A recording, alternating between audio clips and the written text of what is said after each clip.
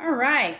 Happy Thursday, everyone. My name is Jenny Walker, and I'll be your host for today's webinar. You are here with the Marshall School of Business Executive Education team. This is the first installment of a three-part webinar series. What does society look like when hashtag Black Lives Matter? Let's talk. We'll be getting started just right now. Everyone will be muted upon entry, okay? So please note we receive many questions and we'll try and answer as many questions as we can during this webinar. Some of the questions we receive will also be answered during the next two webinars. The recording of this webinar, along with the resource sheet, will be emailed to you all by next week.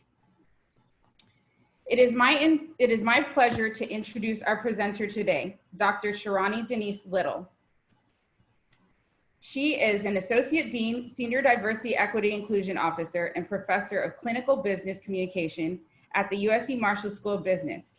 She's also an organizational leadership development strategist, educator, global facilitator, and media commentator who helps educational, corporate, and community organizations devise evidence-based strategies and solutions. Dr. Little, CEO, The Strategist Company, LLC, a boutique of advisory, is an author and renowned scholar who shares her experience both domestically and internationally on workplace inclusion and equity, implicit and explicit bias, strategic leadership, critical race, social justice, educational outcomes, and global strategy. Dr. Little is joined by Professor Jody Armour, the Roy P. Crocker Professor at the USC Gould School of Law. He is a national scholar and a leader in racial justice. Sharoni, I now turn it over to you. Thank you so much, Jenny, and I would like to thank the entire Marshall School of Business Executive Education team and thank each of you for joining us today for this very important conversation. As each of us have experienced over the past couple of weeks and many more times prior, we as a country are embroiled again in a very important time of examination and really of honesty and most importantly of humanity. And so as Jenny shared, we wanted to provide not only a place of convening, but a place of conversation, a place of growth, and a place to remain in community with one another.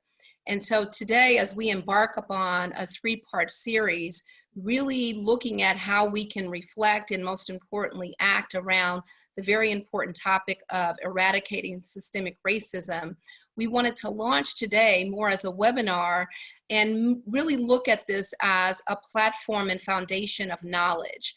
And so today, the way in which we will commence is that I will provide for us over some minutes actually, and you may wonder, why would they expend that much time up front, really contextualizing this conversation and providing a historical understanding of the issues that we will be discussing both in dialogue with myself and Professor Jody Armour, and then as we address your questions and open it up for additional questions.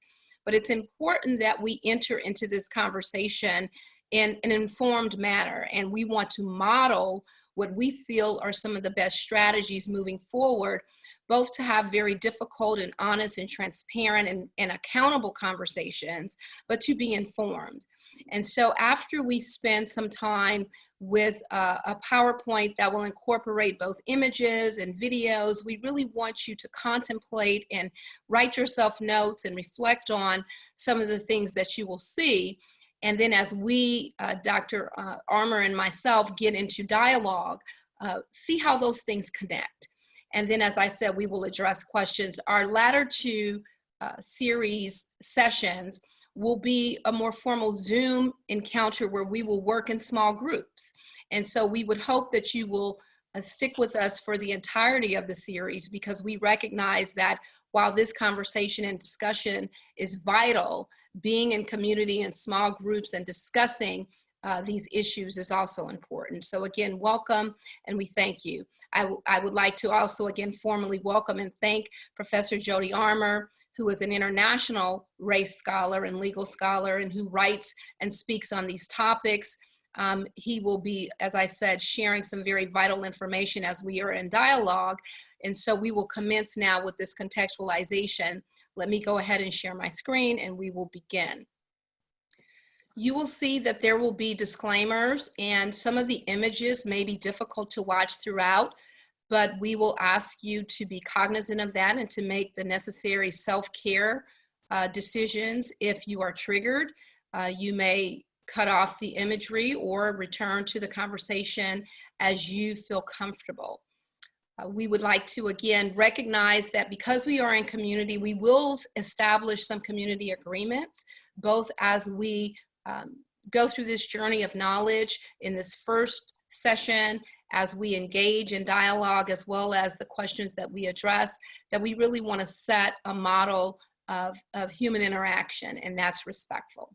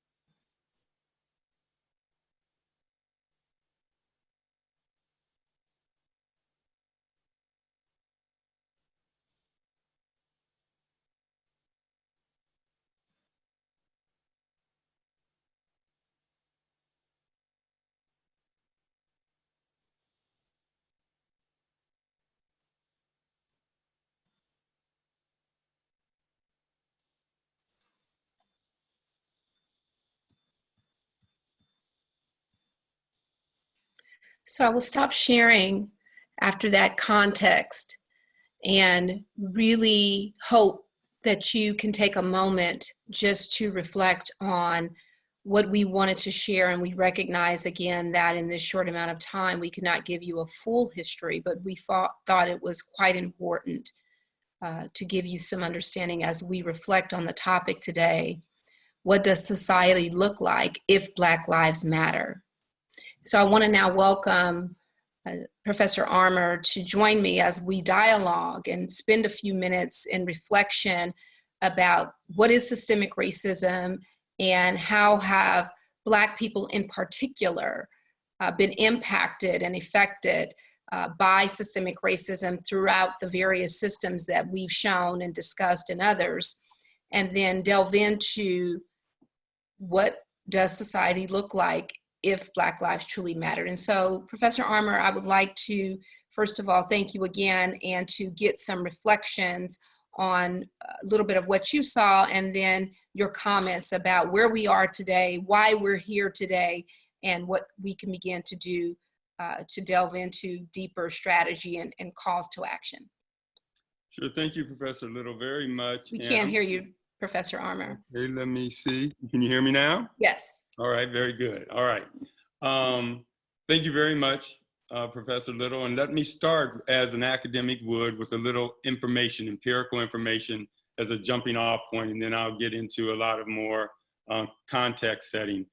People often ask, what does systemic racism mean? Is there any evidence for it? Where's the proof? And I will just refer everyone to a pretty easily accessible popular source. There's a journalist named Radley Balko, B-A-L-K-O. He's a writer for the Washington Post, and he has a piece out titled, There's Overwhelming Evidence That the Criminal Justice System is Racist. He has, here's the proof, and he proceeds to lay out a raft of studies going into this, not just a handful, scores and hundreds that establish the empirical reality of pervasive and persistent bias against especially Black folk, but other people of color. But our focus now, as you know, in this moment we've been in, is Black lives. Black lives matter. The protesters have been very clear about that. They've stayed on message. And the reason for that, part of the message is, again, so I just want to advert to that empirical data. Anyone who has any doubts about it, check that out. You'll see it's overwhelming, the empirical basis for the fact that anti-Black bias abounds in American life, both at the official level and at a lot of unofficial daily life levels. If you really want to have a firsthand experience with what systemic structural racism looks like here in LA, I would suggest that you just go downtown, walk through Skid Row, which is the fiercest expression of structural violence in America.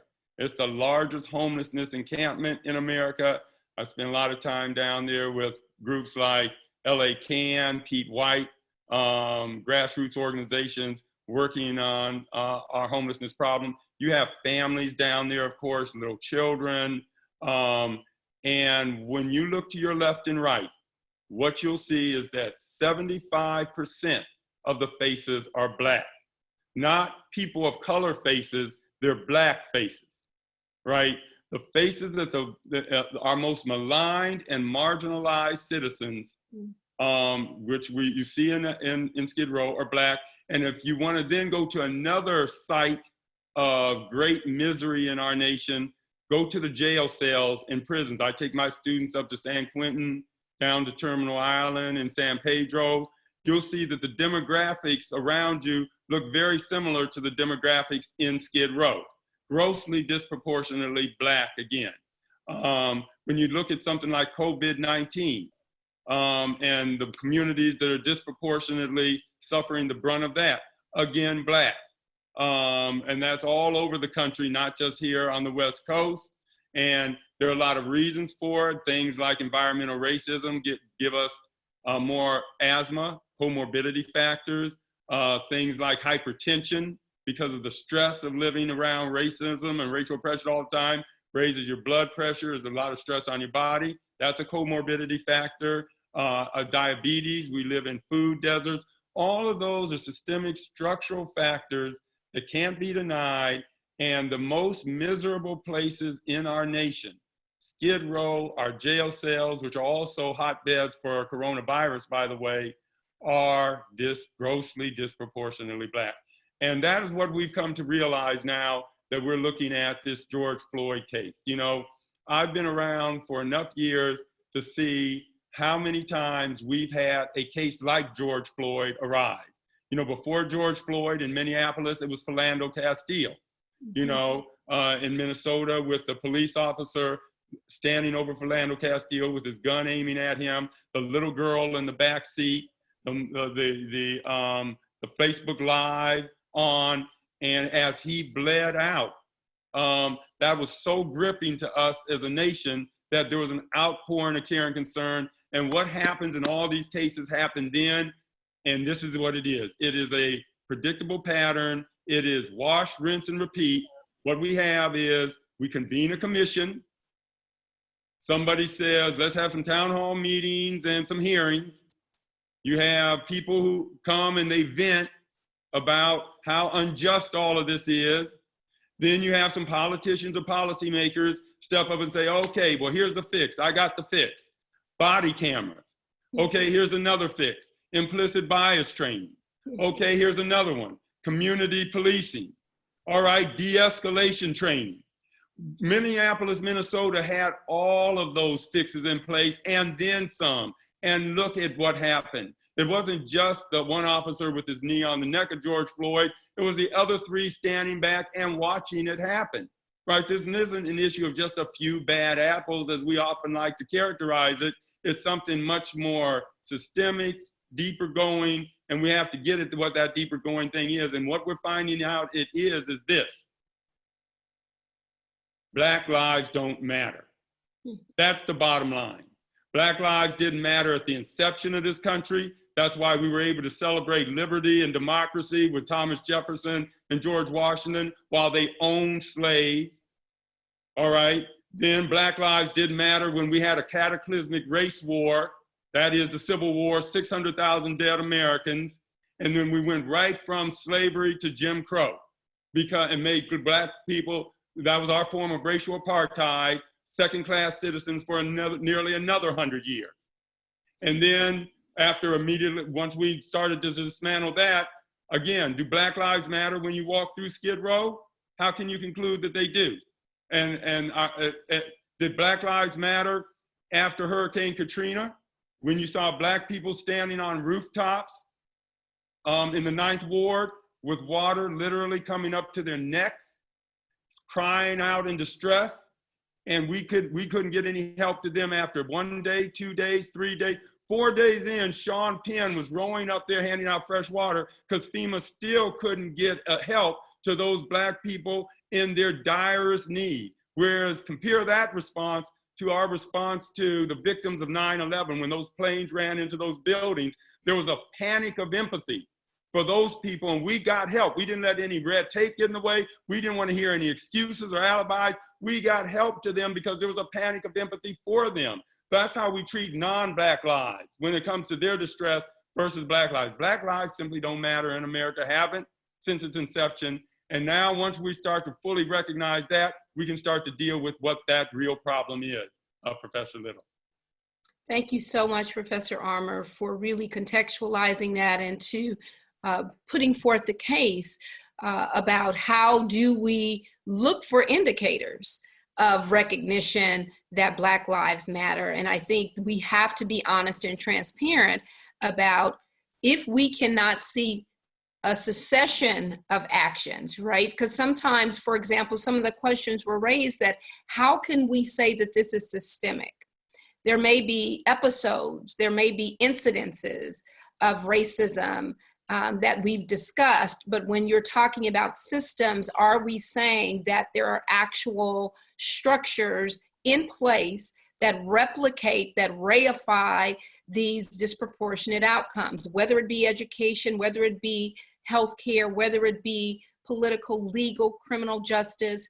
And so how would we examine, how would one examine from their own perspective, whether or not the systems that they engage with every day, not that we think about theoretically, but the systems that we encounter, whether it's the banking system, the mortgage system, the housing system, how would one go about interrogating the reality of systemic racism? Yeah, there's a difference between systemic and structural racism on the one hand and prejudice on the other. Prejudice has to do with people's beliefs and their attitudes and even their animosity toward outgroup members, all right?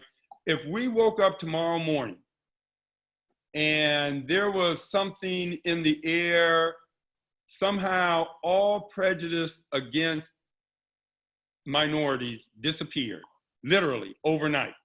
Let's say that it was possible for that to happen. Somebody in the Genome Project broke it down and found a way to make that happen by releasing something in the air or in the water, all right? That doesn't mean that racial disparities and racial inequality would disappear once we got up in the morning. Once we got up in the morning, we might not feel any more racial prejudice towards the people around us who look different than us. Say, let's start with Black people in particular.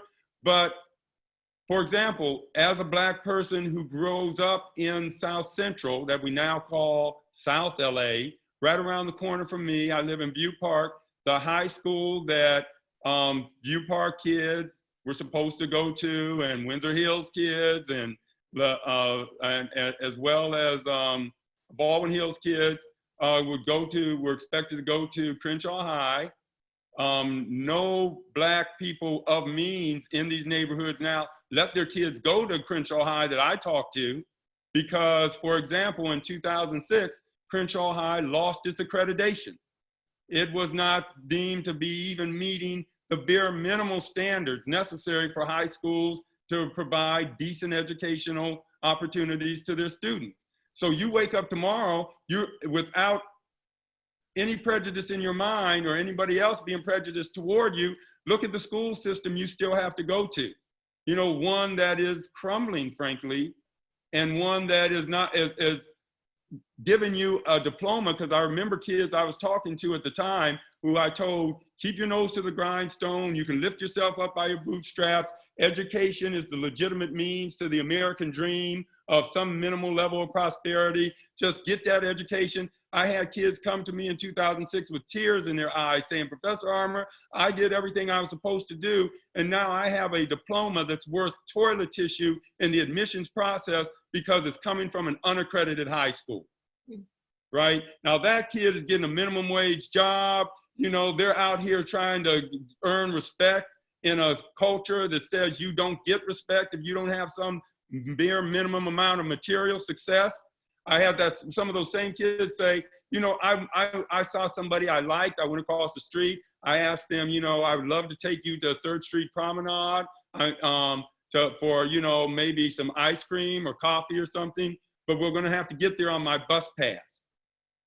Now, what response do you think that person got from the person they were making that proposal to about their bus pass? Look at our culture, right? We have songs like, I don't want no scrub. A scrub is a man who can't get no love from me. Hanging out the passenger's ride of his best friend, out of the passenger side of his best friend's ride, trying to holler at me, right? That person is told, you don't deserve respect if all you have is minimum wage and a bus pass. And yet we're relegating many of our youth, our Black youth, to that social condition. And if you woke up tomorrow and nobody had prejudice in their hearts, that would still be the reality that you're living in because of the legacy of racism.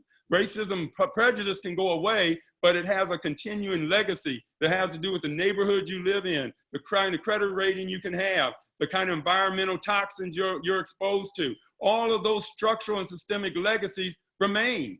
They haven't gone anywhere. So that is kind of one of the things that folks are trying to get at when they're saying, let's focus on some of those macro level social factors that go beyond anybody's particular attitude or belief.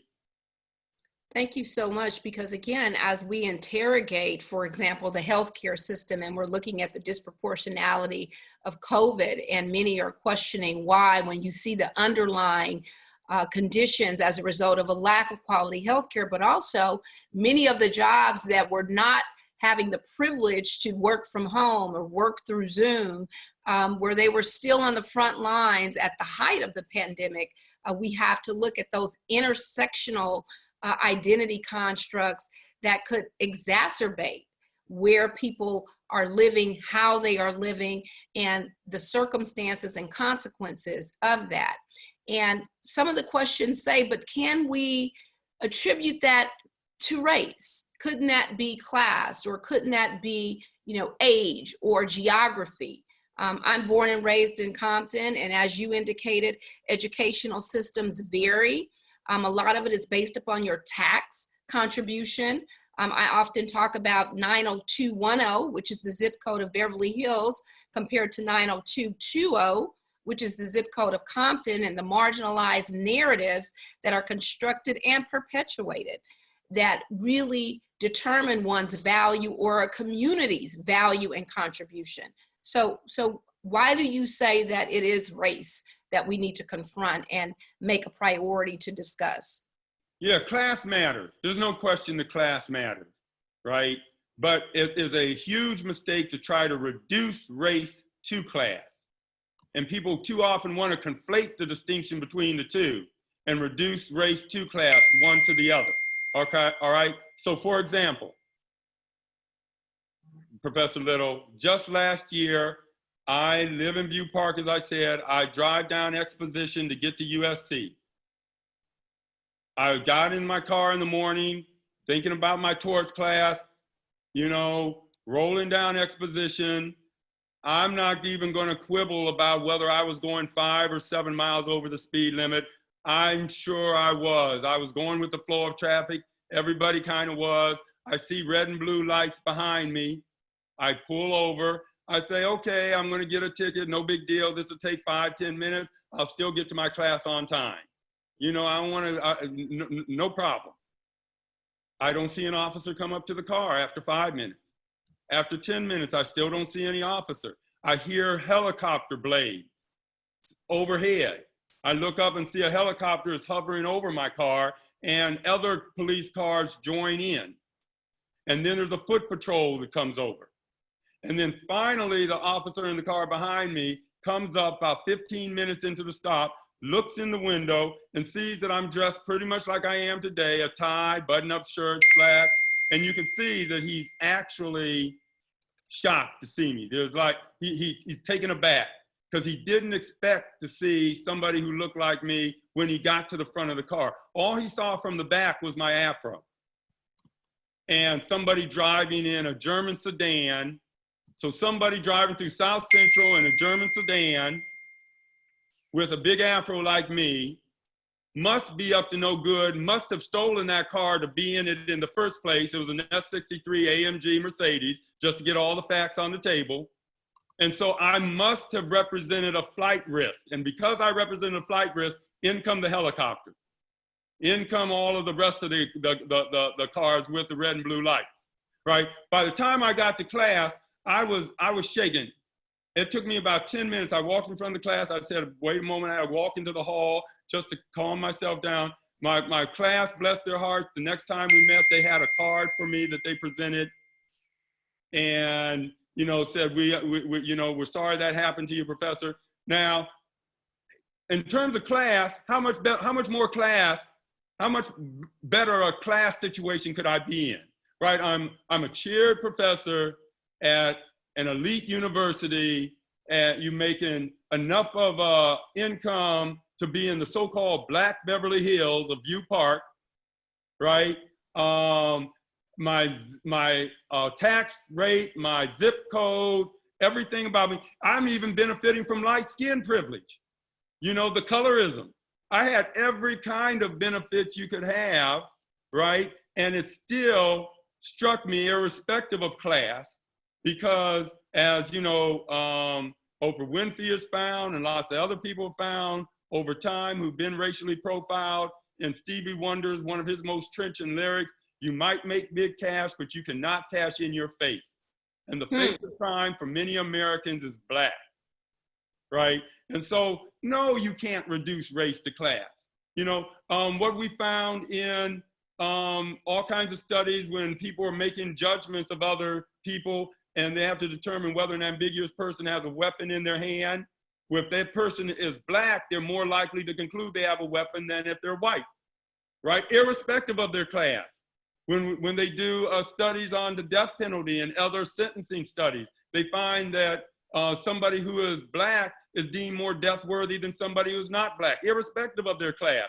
And the darker you are, the more death worthy you're deemed, or the more culpable you're deemed, right? Irrespective of class. So right down the line, and finally, you know, when a book like The Bell Curve comes out by Charles Murray and Herrnstein, in which they say black people are genetically, intellectually inferior to other groups. They're not talking about black wealthy versus non-wealthy black. They're talking about, I don't care if you have $1 billion, if you're Oprah Winfrey, they're saying you genetically are inferior, irrespective of your class. So the effort to reduce race to class is a major mistake that too often people on the left especially, as well as the right, try to do, and it's wrong 6 ways from Sunday. Thank you so much for that. And we're just going to have one more quick personal question, and then we definitely want to open up the next 30 to 40 minutes for our audience, and we are appreciative of your questions. You shared some of it about colorism and your experience being a Black woman. Again, I said, coming from Compton, I recognize that many of the expectations are not equated when people see me and they don't know my profession because I don't start with that. It's a very different interaction. I've actually have made, for example, flight arrangements, and someone has, once I've given them my address, has said, oh, you really made it this long living in that neighborhood. So the underlying assumptions about value where one lives and the intentionality of that. So people don't talk about redlining, for example, and how people have been precluded from living in certain spaces. And again, that's why it's so important for each of us as we now find this platform in our country to educate yourself so that you can have context and not just enter into the conversation about systemic racism or whiteness or white fragility, but that you understand that this is not new. I shared in a social media post that we are not lacking strategy, we are lacking will. So, and a lot of times people are saying, well, it's because of social media, but we have had previous spectacles of hate long before, unfortunately, the brutal murder of George Floyd on camera.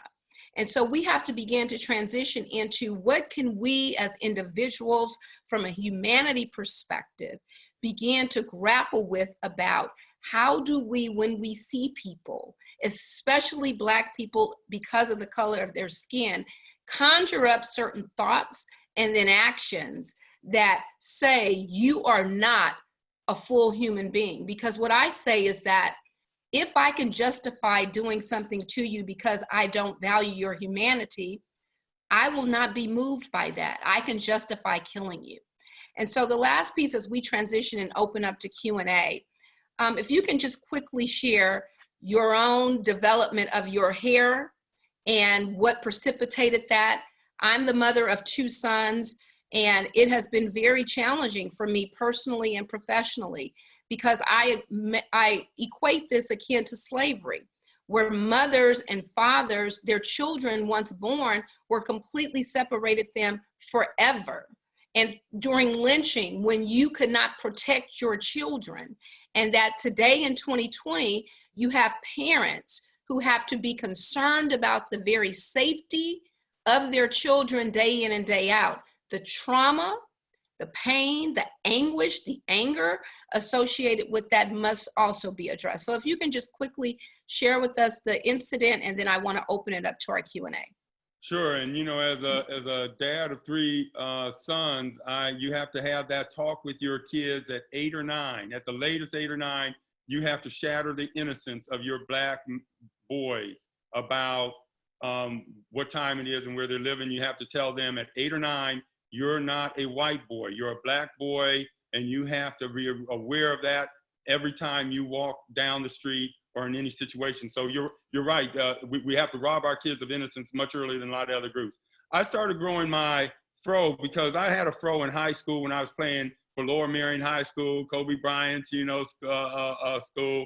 I was on the hardwood. I had a big fro because it took me from about 6'4" to 6'8", and it, made me look a little more intimidating on the court. So I rocked it back then in the late 70s.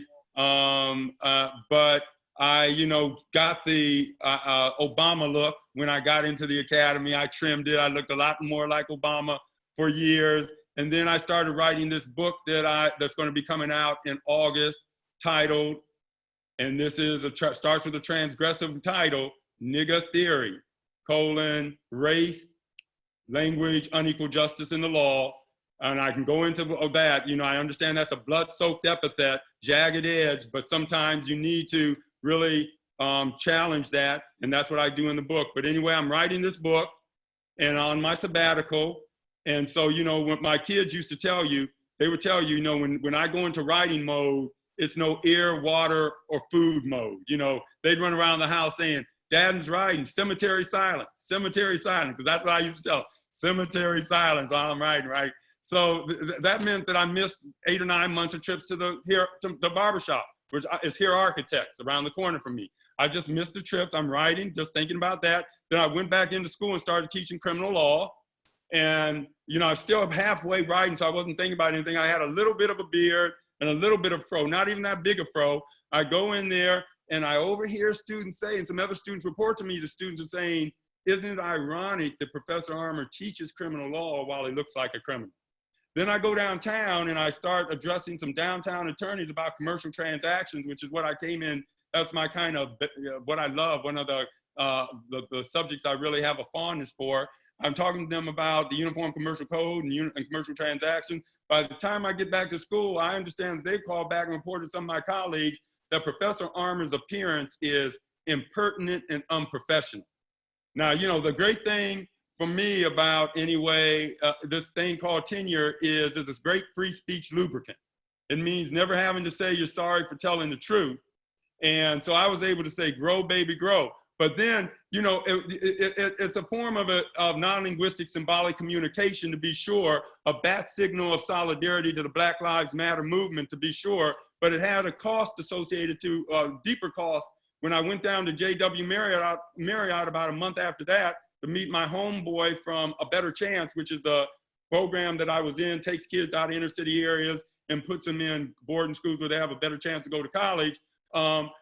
We sat around, talked. I hadn't seen him for 20 years. Then I was waiting for my ride in JW Marriott's lobby. 3 guards approached me, 2 white, 1 black. They send the black one over to me. He says, Professor, he didn't say professor. He said, sir, are you here to see someone?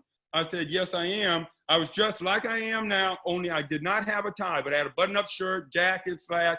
I said, yes, I am, but why aren't you asking anyone else in the lobby? There are a lot of people in here. He said, well, sir, we've been having a problem with transients, homeless people, transients. I knew.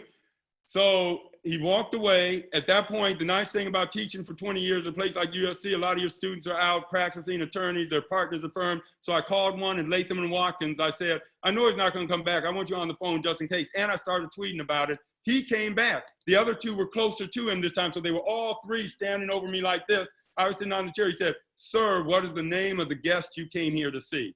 I can tell you, having taught criminal law and torts for several years, exactly how to characterize that transaction legally at that moment. If I didn't give them a name that they could find in their database of guests, I had assumed the ejectable status of a trespasser, and they were about to lay hands on me and throw me out of that lobby. And I was confronted by the choice that a lot of Black people have to face hundreds of thousands of times a day. And there were only 1 or 2 choices. Either 1, I give him Lino's name, I swallow that indignity, I vindicate and validate his stereotype about me, I suffer that spirit murder. 1, that's 1, or 2, and this is the only other choice, I tell him to go fuck himself. All right, and in that second choice, I'm gonna wind up in the back of a cruiser, going downtown, right, with somebody on the news talking about, you know, USC law professor, they'll probably throw in some irony, criminal law professor arrested for, you know, disorderly conduct, details at 6 and 11, right? Pick your poison, and that's going to be indignity. And if you live to make if you live to tell the tale, right? So either that is the dilemma that many thousands of Black folks face every day. That I call it the Black tax. It's the price of being Black in America, and it's systemic, it's persistent, pervasive, and a lot of non-Blacks can't really believe that it happens that often.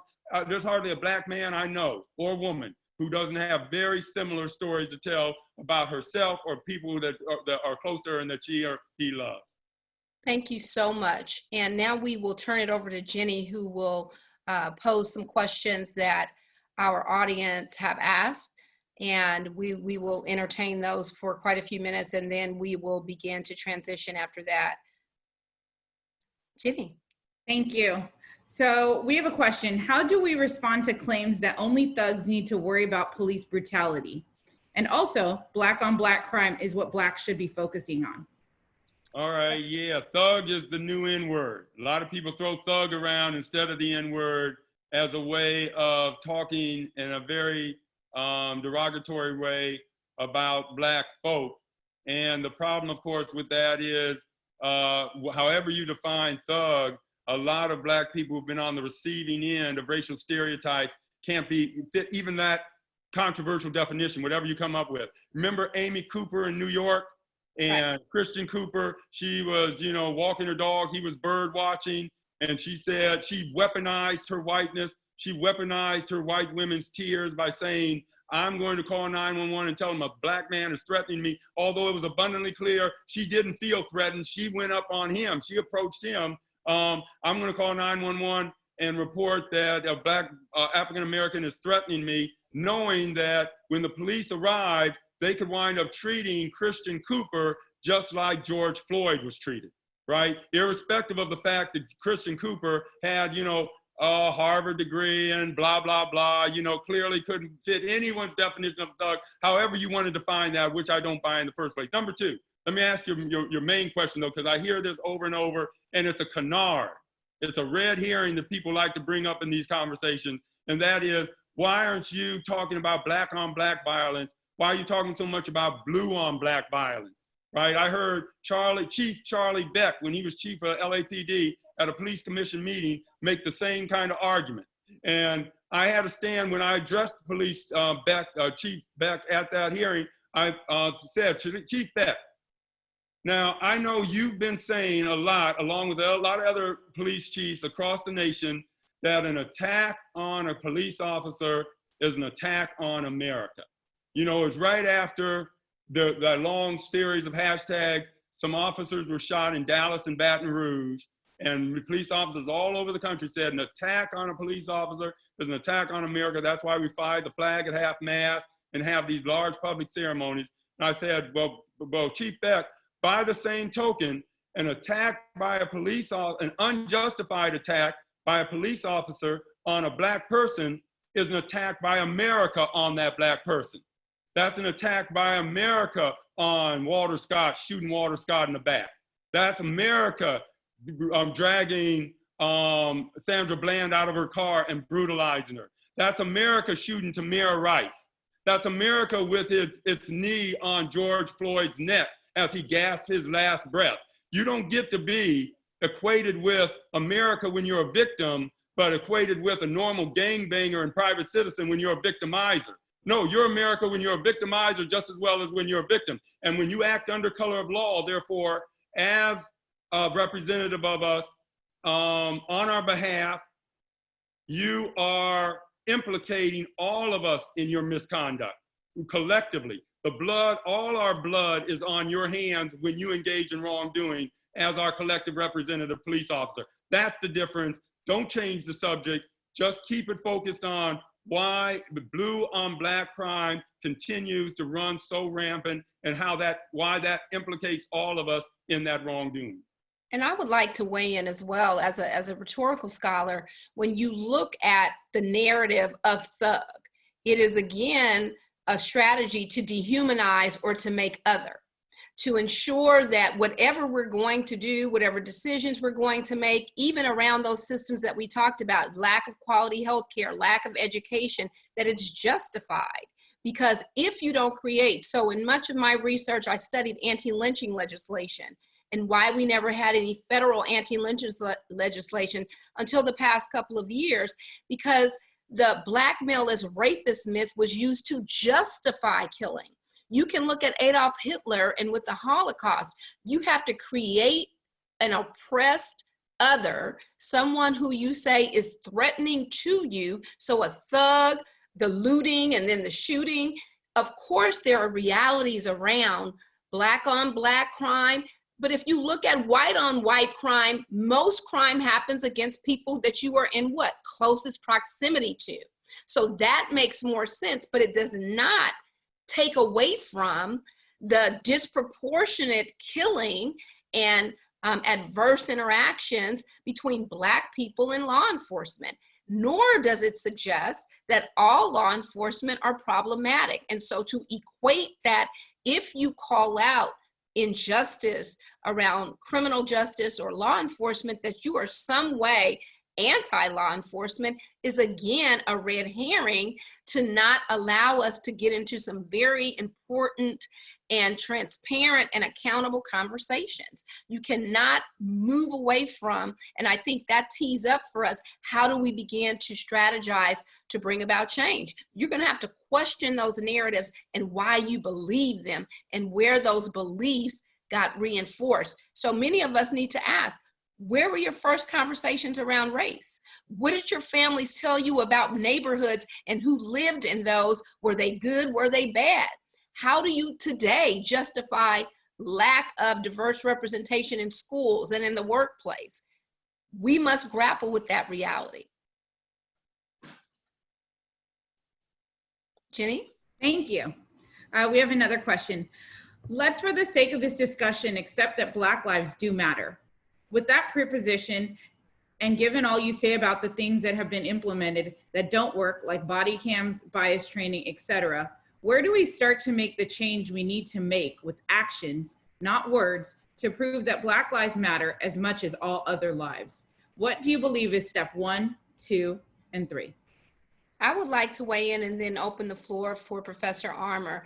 I think that we can never view this as a either or a one-time interaction. Professor Armour mentioned about, for example, implicit bias training. That is one tool of really examining how do we cultivate the way that we believe, going back to the bell curve. And so our collective actions will have to be multifaceted. One, I believe, starting with your own internal understanding of race and your own biases, but then moving into informing yourselves like we're doing today about the reality of racism and systemic racism and how it's perpetuated and your positionality in that. And I think a lot of times you can be a spectator to talk about this, but where can you intervene in your daily lives? You may be in a meeting and know or experience injustice where you have more privilege or voice, but are you saying this is problematic?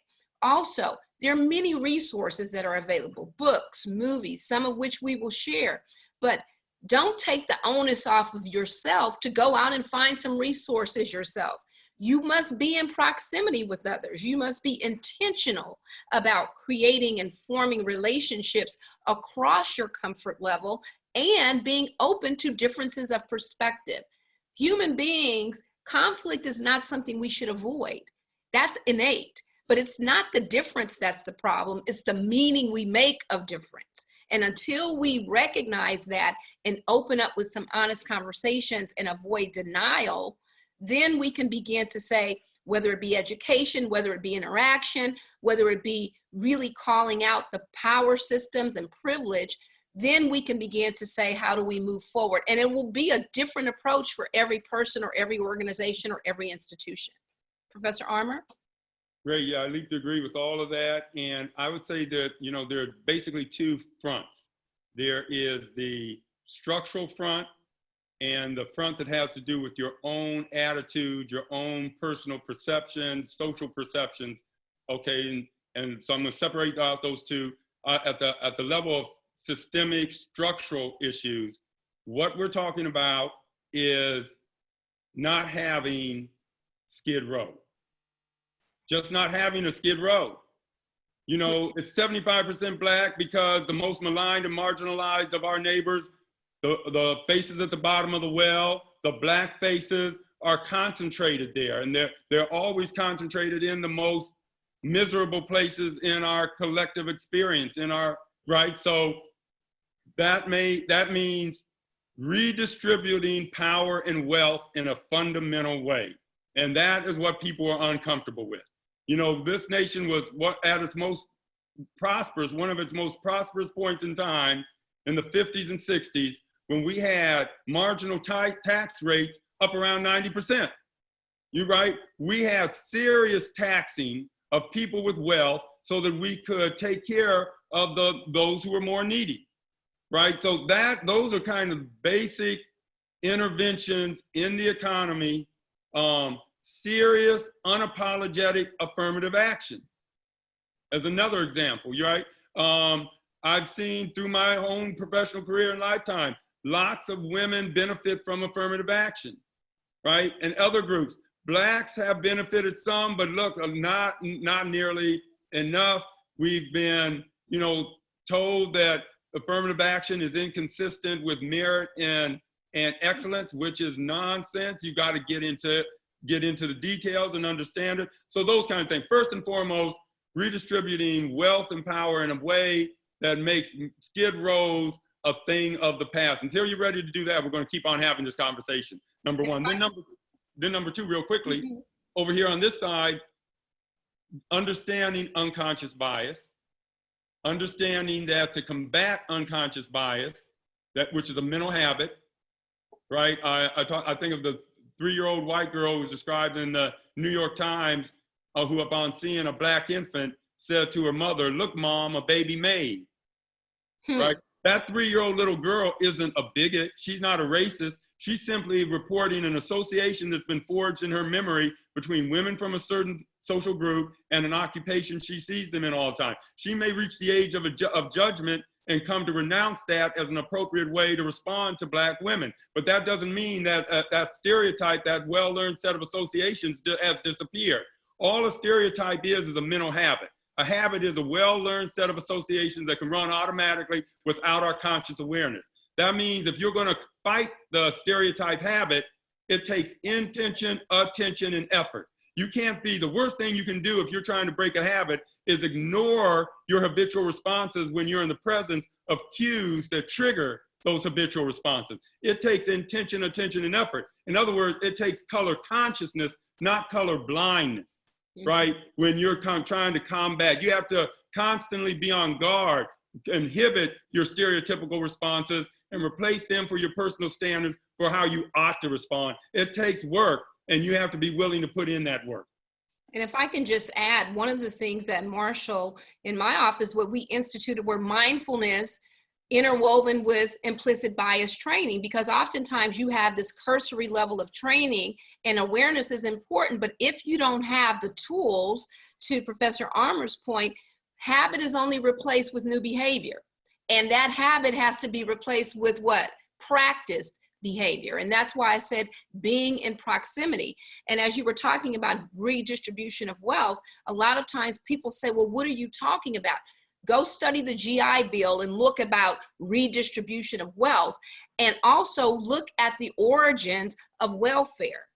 Statistically, for example, you would conjure up stereotypical thinking that Black women are the welfare queens. But if you look through data, we could not even comprise numerically the most people who are on welfare. And so you also have to disrupt your own convenient narratives that perpetuate this thinking, because we must understand these systems intersect. If I look at you as a thug or as a maid or through class or lack of education, I'm not going to hire you. I'm not going to provide you a loan to live in a particular neighborhood.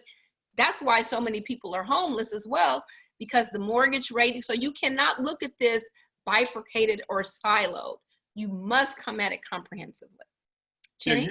Universal basic income, okay? If you really want to talk about helping the people who are in most desperate need, like in Skid Row, universal basic income, Medicare for all. Now, all of a sudden, you know, during the Democratic primaries, people were talking about, oh, well, we have to keep your insurance tied to your employment. Well, with 40 million unemployed people, that doesn't look so attractive anymore, does it? So, you know, just those kinds of programs that would relieve the misery of all marginalized groups and will disproportionately relieve the misery of Black lives, because Black lives are the most maligned and marginalized lives in America, along with Native Americans. Yes, indigenous. Yes. Thank you. What advice, if any, would you give to a woke, empathetic white person to be supportive, pushing USA towards a society where Black lives do matter? I march. I am active on social media. What more should I be doing?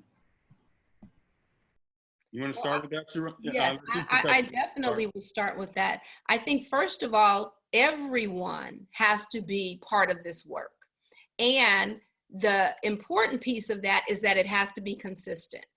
I often tell people it doesn't matter where you enter the conversation, but you must remain in the conversation. And that's the reference to being a spectator. You have to live life as a Black person 24/7. And so being an ally means, as you've already stated, beginning to educate yourself. Also, not fatiguing other people, and especially Black people, to inform, explain, or to make okay the experiences. I mean, we have to acknowledge that many of the civil rights efforts throughout the last 400 years were always a diverse group of people. We also have to recognize that those who are closer to proximity of power, and each of us weigh in with some privilege, have to stand up and put that power and privilege to the test. And so it will look different for each person because of your own positionality. It may be merely responding and correcting a young person or an elder, or you're in a group where someone is saying a joke, or really reshaping, is it Black Lives Matter? Are they a terrorist group because they are raising these issues and concerns? And it's not to say that we're all gonna think or be on, you know, the same perspective politically. That's not the issue, because again, that's a red herring.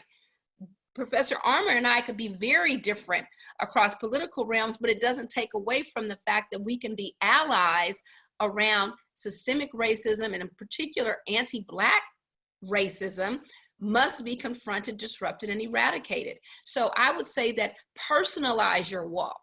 You can be in community with others, you can protest, you can use social media, but don't look to fit in to everyone else's approach to this work. Make it personal, and then you document and find ways where it's worked more effectively and begin to share out with others. Yeah, I like that a lot. I had my students about a year ago meet with a woman named Chelsea Handler, who did a film for Netflix, a documentary called Hello Privilege, It's Me, Chelsea. And if you have a chance to see that on Netflix, you'll see a lot of my class giving her, you know, a hot time in the witness box about, you know, what white privilege means, et cetera, and what white allyship means. You know, what it means to be an ally and what it means to even be an accomplice beyond allyship, and the kind of efforts that take. I try to understand, and so I can't add a lot to what Professor Little said. She hit the nail squarely, but I try to understand what I'm asking of white allies when it comes to being critically self-reflective about their own privilege through my own privilege lenses as a man. You know, I try to interrogate my own male privilege. Understanding that, for example, I'm on campus a while back and I'm typing away at 2 in the morning, and I get up and walk across campus and get in my car in the parking lot and don't think twice about it because of my male privilege, right? If I was a woman, I'd have to think a lot more about sexual assault in the middle of the night trying to go to my car. There are lots of examples like that in which I have male privilege and I have to interrogate it And then when I'm in situations in which somebody is telling an off-color sexist joke, I have to be the stick in the mud, if you will. I have to say, that's not something I find acceptable, you know, in my presence, and be that person that people are, you know, kind of think is being, you know, oh, maybe too sensitive. Too sensitive in what way? Look at the rate of sexual assaults in this country. Look at only 20% of them being solved, even by police departments, of rapes around the country, which is why we need to reallocate our resources for policing. So I fight for affirmative action for women. You know, when the issue comes up, am I in a hiring meeting? I say, why do we have enough women on this list? And people we're getting ready to look at, and are we giving them as much consideration as their male counterparts? And are we making allowances for differences in metrics that may be a reflection of some of our biases, right? So that's what it means for me to try to be an ally with my sisters, with my wife, with other women who I give a damn about and care the hell out of, right? That I wanted to, I don't happen to have daughters, you know, but I have sons, but I also had to train my sons in how to care about women and how to recognize, be a good ally to women. So all of that is what I think you have to do on the race side, just, you know, compared to other ways you've been privileged and what you do in those other areas. Thank you. I think we have time for one final question that'll transition us to, I want to just take about 2 minutes to share some resources, and then we'll close, and we'll be teed up for our next session. Jenny. All right. How do we embed diversity inclusion as a business imperative within our company so we continue the conversation about systemic racism and consistently take action to address D&I within our company? And if I could start with that, working in a school of business, I think the first thing I would say is not conflate diversity, equity, and inclusion around issues of race. They're components, but I think for far too long, they have been signifiers and almost a covering to say that we are addressing the culture or the climate, when really it's about race that we need to address. I think from an organizational perspective, and I'll combine, you know, really what do we need to look at to confront all of these systems.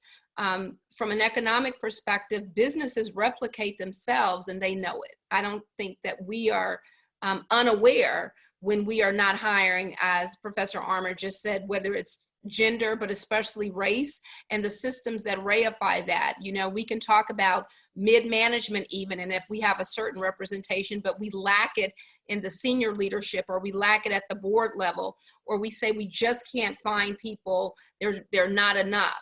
And so I think we have to stop making excuses. I do think that you cannot even begin to talk about inclusion unless you work on the organizational culture. And unfortunately, a lot of times organizations want to make diversity, equity, and inclusion conversations tangential. It is essential and should be part of the overall organizational strategy. It touches every aspect of how an organization runs, whether it's the operations, the marketing, the accounting. And that's where leadership in an organization can reframe the conversation about representation alone is not sufficient. But what does it look like to leverage? And it really is a value add proposition. There's much research that shows diverse groups make better decisions. You're working in a global environment. So how would you even anticipate that a more monolithic, homogeneous group would be able to determine innovative strategies and outcomes for your consumer base? And so there are so many reasons why an organization must definitely center equity, diversity, inclusion, but not as just this synonym or, you know, abbreviation that we throw around as a checklist to say we are concerned. It has to be beyond concern. It has to be action. Similarly with police institutions, as we talked about earlier, you must be specific about how are people experiencing your organization, because organizations are there to do what? Provide service and or goods. Also, we have to empower people within organizations, equip them with the ability to interact differently. They may not have the knowledge or experience, so invest in professional development. I would encourage also, as a systemic way, not just organizations, but communities, to vote. to utilize your power, whether it's legislatively, whether or not it is sharing with others. And so from an organizational, support voting initiatives, empower young people, hire them as apprentices to give them the opportunities and fill in the gaps. And we can talk offline or in our next session, because those are going to be much more small group action oriented for us to figure this out collectively. We have about a minute, Professor Armour. Any final thoughts on that? Yeah, I'm just deferring to your expertise there. That you hit it again squarely. I can't add much to that. I was asked to come out to Chicago, BMO Harris Bank, about 4 or 5 months ago. They showed a documentary on my work, and they then had their employees check it out. And they were trying to really make some changes culturally by confronting these issues. And I was really pleasantly surprised by that, for a big bank like that to take on that work. And they saw the value to their organization in doing so. So I just, ditto to everything you said. That's spot on. Thank you.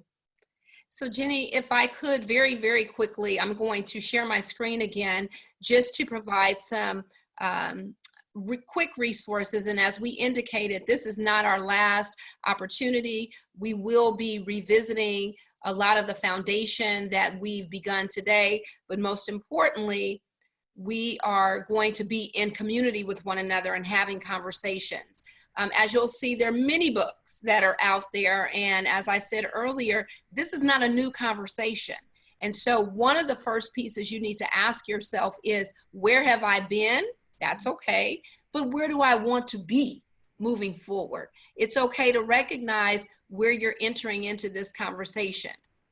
In addition to books, and there are various perspectives. And again, I'm not presenting this as a monolithic, and that's another thing that you can begin to unpack, that not all books that you read by Black authors are going to espouse the same perspectives, and that's okay. It's not the purpose for us to have groupthink. It's more for us to grapple with the complexity and the nuance of the issues that we're facing. There are many films that Netflix, for example, have made free and available in this present time.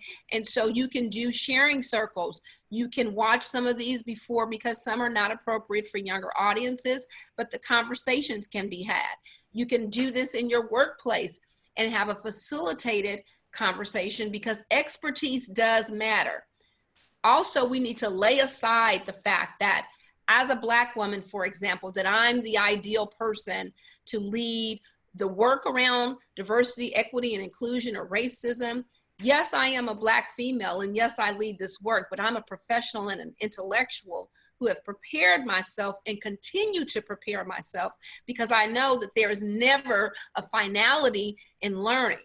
But you must be thoughtful, especially as organizations, not to do what I call a drive-by, where you say, we're going to come in for 4 hours, watch a film, have a conversation, and we'll be done. That is not a systemic nor sustainable approach to really confront and to eradicate these issues. Have real conversations around white fragility, white tears, white splaining. And if you don't know, you can ask somebody and somebody can come in, and it will require resources. I know we've been really hampered economically as a country and as a global society due to COVID, but we can expand resources where it matters. And it will take some strategic and innovative ways to really get into these conversations to bring about change. Make sure that you incorporate mental health conversations in this work, both from the trauma around experiences, but this is traumatic. I have never fully watched the video of George Floyd because it's painful, and I do not want to visibly see, I can't unsee the brutal murder of someone live. And so be thoughtful about the scenario. And remember, no one can do everything, but we can each do something. Don't worry about what someone else is doing and compare it to yourself. You do what you can do. And I'll end with this final quote that I really love to say, that we need to move. We need to push out of the harbor, because that's not what we're built for as a school, as a country, as a globe. I'll stop sharing, and Jenny, turn it back over to you as we conclude. Perfect. On behalf of the Marshall School of Business Executive Education Team, we thank you all for joining us today and being part of this webinar.